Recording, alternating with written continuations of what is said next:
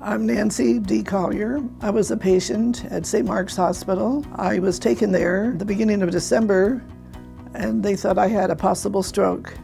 I was eating dinner with my grandson while his mother was away and tried to talk to him, and the words came out jumbled. And I thought, oh dear, I'm aphasic from having a stroke. And I was immediately taken to St. Mark's. I had just been there for a hip replacement in September.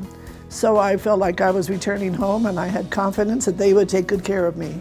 By the time I got there, I was talking fine. And so I kept saying, oh, turn around, I don't need to be here at the hospital. This was just a very brief episode. No, we're gonna take you here, they need to test you, which is a good thing they said that. And so they said, we need to put in a pacemaker. They said my pulse rate was, instead of 75 beats per minute, it was down to 34 beats a minute.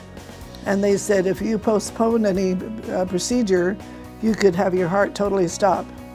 And since then, I've talked to a lot of my friends, and they said, oh, we have a relative or a friend or a neighbor who had a similar thing happen, and they went to St. Mark's, and boy, they stopped it right away. At 6 o'clock on Thursday night, they put in a real pacemaker on the side, and I still have it right here, and it's working fine. Nancy came in early December with complaints of some slurred speech which had resolved. When she came to the hospital, we saw that she was in heart block, and I told her that she needs a pacemaker. Just as my team was about to bring her to the lab to get the pacemaker, she just could not speak. And we realized that she was having a stroke. The stroke team took her to the CT scan, diagnosed her with a stroke, gave her a clot buster, and I put in what we call a temporary pacemaker for a day, and then replaced it with a permanent pacemaker the next day. She's doing great. Now my heart is beating just right, and I'm full of energy for an old lady like me.